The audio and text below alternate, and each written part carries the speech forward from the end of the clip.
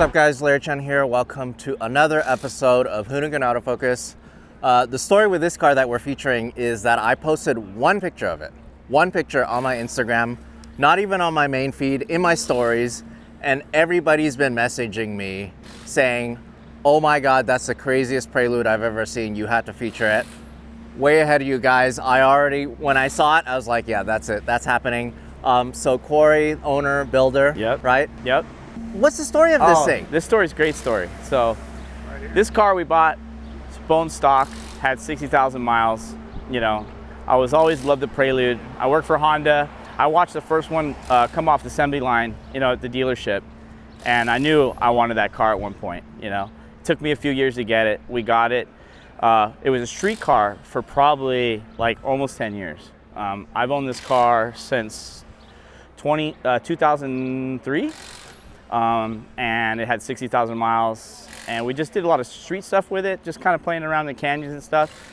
Then I went to the first Super Lap battle just as a spectator, and I fell in love. And I knew exactly what we needed to do with this car, is build it for that particular racing. And it's been it's been a very long build. Can we just say it? Can we just say it is the craziest Prelude? Like, it is. It's gotta be. It's gotta be.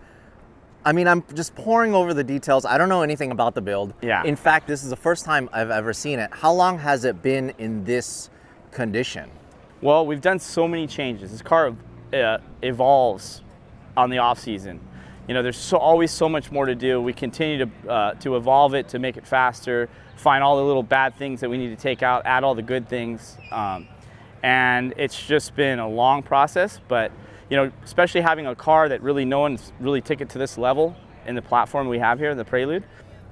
And so I have a question about that, Yeah. okay? So I love the Prelude. I like a lot of Hondas, like the Del Sol, Prelude, but those two specifically are kind of like unloved for whatever reason. You see the fast Civics, you see the fast Accords even, there's Accord Yep, here, yep, right? yeah. You see the fast Integras across the board. Right. Drag racing, time attack, all of that. Yeah. But for some reason, is it because it's just a little bit heavier of chassis, or what is it about the Prelude? It's a lot of things, I think. A lot of people think it's heavy, you know, and I've always thought that the suspension geometry on this car is better than any front-wheel drive Honda. And I just built it to go crazy, go fast. You know, we can look at some of this stuff here. So. And here's the thing: can we let's admire the bodywork here? Yeah. Oh, I mean, all of it is functional. Yes. In fact, you taped all the seams, and I'm guessing that's probably why you. 100%. Yeah. Because you taped all the seams to go faster. Exactly. It most definitely has a 20-foot rule, or if not further. But it's a purpose-built car. You know, it's really just to go fast and see what we can actually do with this platform. And hopefully we can chase down some of the bigger cars like the Corvettes and all the other high horsepower cars. And I most definitely know it's got potential, so. Can I just say something? The sound that this thing makes when it flies by us. Yeah. And on top of that, curb hopping, Oh, yeah. all of that stuff. Yep. It's, there's really no way to describe it. It's unbelievable. Yeah. Yeah. So, aero, all of this is functional. Yep. RS Future Aero. You know, Amir's helping us out a lot with the aero package that we have here. RS Machine does all our engine work and our transmission work. So like this, can't get any crazier. This piece right here is off of 747 scrapyard. No way. Floor out of 747. This? Yes, this carbon honeycomb. So, but I mean, there's just so many little things on this car, even like this little flap. Yep. That I bet you actually does it's a got lot. function, yeah, most definitely. It's the small little details, and every little thing, if you put it all together in sync, it all adds up. So even this, like, so what do you do? Are you putting this in a computer model or something? No, this is all just ideas that we look at other fast cars, and we pick up, you know, looking at like especially like Formula One, IndyCar, all those type of cars. We try to implement some of that stuff because we're just really grassroots stuff. So we don't really have the ability to. You know. Because, you know, the nice thing about Time Attack is the fact that there is not that disconnect, right? Yeah. You look at Formula One, you look at NASCAR, yeah. You look at a lot of racing, and there's a disconnect. But this was a street car that you drove on the street. Yes. I mean, I know. It still has taillights. Yep. It still has functional brake lights. It does, yeah. And it actually is a lot of Prelude left in it, right? There is a lot. I didn't want to change it. I love the look of a Prelude. Like I said, you know, when I first saw the car roll off the dealership, I had to own one. And to make it a race car was a dream that I've always had, and I wanted to accomplish that. And I think we're getting close here. It's crazy to me that this is just such a large piece and it's so stiff, like you could barely move it at all. Yeah. All of this is crazy. There's just really no words to describe this. And also another one of my favorite things is the side exhaust. Exit. Yep. Yeah, side exit exhaust. Because, I mean, where else? You could probably exit forward more. Yeah. But why did you guys route it all the way back here? There's a good reason behind that. There was really not too much room without taking the integrity out of the body of the car. And we saw some areas where we thought, oh, we could just channel it, cut it out, and things like that. And I think we second thought that and said, you know what? Let's kind of keep the integrity of this car. It's going to be going fast. We don't want to, you know, weaken at any point. So we just used the tunnel and came in the back and just kicked it out the skirt. So, okay, so let's take a look at the centerpiece of this.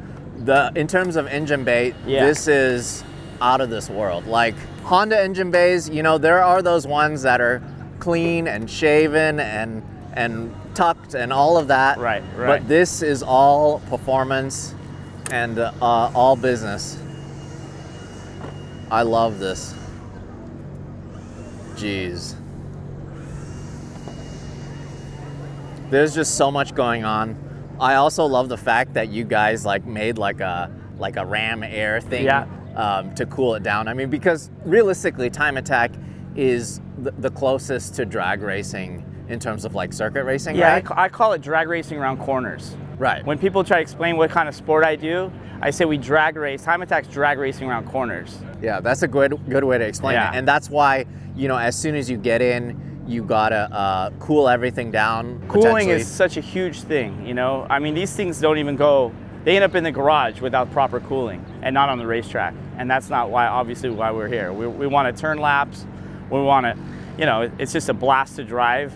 And, you know, we just love it. WRD Racing just loves this stuff. Yeah, so, okay, tell me what I'm looking at here. Tell me. This is the H22. The chassis is an SH, so we took the SH motor out of there and put in a baseline H22 motor, fully sleeved, fully built, ported head, you know, stock cams, you know, mild power, mild boost, but everything on this car is custom. We run a K-Series intake manifold. We also run a K-Series throttle body. It's making around 640 to the wheels on a mild boost setting. On a low boost setting, it's about 580. How do you even get any power to the ground with that much power? There's a secret. I think it's probably one of the first Hondas, or close to it, to have a 315 up front. So we're running a 12-inch GTR wheel up front, and we're running a 315 tire. Wow. So what are you running in the rear then? The rear, we're running a 9.5 with a 255, because we want the car to rotate. You know, the car wants to oversteer or understeer. Wants to go straight when you get on it. So we want the back to kind of be a little loose to help corner. 315. Yeah. So with this over fender, you're using every bit of that. Every little bit of that. And there is really not a bigger tire. Yokohama doesn't offer the biggest tire. So we are on the biggest tire you can get under this car. So why is it that you didn't do like a more updated K-Series motor or anything like that? There's a good reason. The H-Series was born in this car. And I think Honda, you know, Honda knows what they're doing when it comes to performance. And this car was kind of one of the flagship cars back when Honda rolled this out on assembly. So, you know, I didn't want to disrupt any of that. I thought there's a lot of aftermarket support for the H22. And it makes a ton of power. It used to, you know, it's Honda's big block back in the days. But I just didn't want to mess with the H22, you know? I mean, it looks obviously at home, but all of this work that you've done, I don't even know where to begin. Tell me a little bit about the suspension. Yeah, these are Penske's. We run Penske two-ways, high coils, everything Kingpin suspension underneath the car, so it's all done by Chris over at Kingpin. He's done all our spherical bearings and everything, which is tremendous, makes a huge difference on the car and the track. So there's just so much going on. I mean, in terms of weight reduction, how much have you saved? I mean, we've probably taken out close to 350 pounds from stock out of the car. You know, a little bit of balance of adding safety adds a lot of weight to this car, because most definitely safety is super important when you're out here racing at the speeds that we're hitting. So car weighs right now, it's around 2,600 pounds as it sits with no driver, full tank of gas. We can most definitely take some more weight out of the car. We added a flat floor on the bottom as well, which added some weight, but we just want to get that right aero bounce we're looking for at high speed. Yeah, that's kind of what it's about here at Super Lap Battle or Time Attack in general. Yeah. It's the aero. I mean, especially you having to put down over 600 horsepower to the wheels in the front. Tell me about the transmission. How is it able to handle all of this? Well, that was a big problem for us many, many years. If you guys are following us and watching what we've done, we've always had transmission problems. It was always a struggle to keep the transmission in it. We're running this billet case by H22 crew. We think that has a really big part of our success lately with the transmission staying alive. We're running a Gear X top eliminator 1 through 4 gear set and a really big final drive, and cause diff as well, 1.5 cause diff, and it's finally turning laps. And that's been kind of the dark side of this car is finding the right transmission. And there's not too much transmission support out there. So, yeah, and on top of that, you have to have a pretty good wheelman to be able to actually row through the gears that fast. Oh yeah. In this thing. Oh yeah, oh yeah. It's so cool to see this build. It really is. I'm so happy to see this. So look at this. So it's stock door handle. Yeah, stock door stock handle. Door handle. Stock inside door handle. Yep. This is dumb, Dad. Yeah. Hi, Dad. Thanks for supporting this awesomeness here. Yeah, he's been a huge support. Yeah. This guy has been it the whole way. Me and him built this on our garage floor. You know, every day we stare at and think about, hey, what can we do? It's on your T-shirt. Yeah. Yeah. Yeah. So recent upgrades in the interiors, we've done CarTech PDM with a wireless switch panel for the steering wheel. So, you know, you have your controls. We have push to pass, which is like a scramble button, which will turn the tune up, and, you know, full send button. We got camera start the car, fan, coil, radio communication. We're running the aim dash as well, which is getting a lot of data logging. You gotta love that button that says boost. Like, this is that button's worth like 160 right now, and we can play around with it, obviously. So, you know, just to have a little 160 horsepower button on the steering wheel is pretty great. You know, this is a Prelude. This sometimes it shocks me too when I look at it. I can't. I mean, like, how many race cars don't have anything like that? You know, I mean, I can't believe you have something like that on here. And on top of that, you know what really is surprising is that it has most of the stock dash. It does. So we've only kind of clearanced it out for the roll cage. I mean, it even has a panel that's not there. It's sitting over there. If I put that there where the airbag would pop out, it would clean up that dash completely. So it really looks OEM. And this is a custom built piece that Evans Alloys made us so we can fit in our PDM and our control panel. And it just makes the car very simple. Everything's kind of where it's born. It's supposed to be there, your controls and whatnot. You know, K-tune shifter as well for the box. Yeah, that is a really nice looking piece. Very sturdy looking piece. But, you know, the thing is, I look at this, I could tell that this wasn't a factory-born race car. You know, this car's not meant to do that. Right. You built this yourself. Yeah. And I think you should take so much pride in that. Oh, we do. It's awesome to see that. Of course, you have the anti-gravity battery that weighs probably nothing at all. Yeah, nothing. Yeah. You know, carbon. Is this a 747 too? No, that's actually just a sheet of carbon. We, you know, pop riveted in and got rid of that heavy sunroof. I love the color too. Yeah. And it's cool. So you've saved weight certain places, but like this is still glass. Yeah, well, by rule, we have to run the glass. You know, that's just it's in the rule book for limited class cars. They have to maintain the OEM windshield. So. But like this is Lexan. Yeah, Lexan. The rear is Lexan. Yeah, we try to take weight out anywhere we possibly can. You know, so. You know, RS Future's done huge with the aero package on this thing. So. Yeah, that's honestly the thing that really surprises me the most about this car. Like, there's certain parts that you have body matched.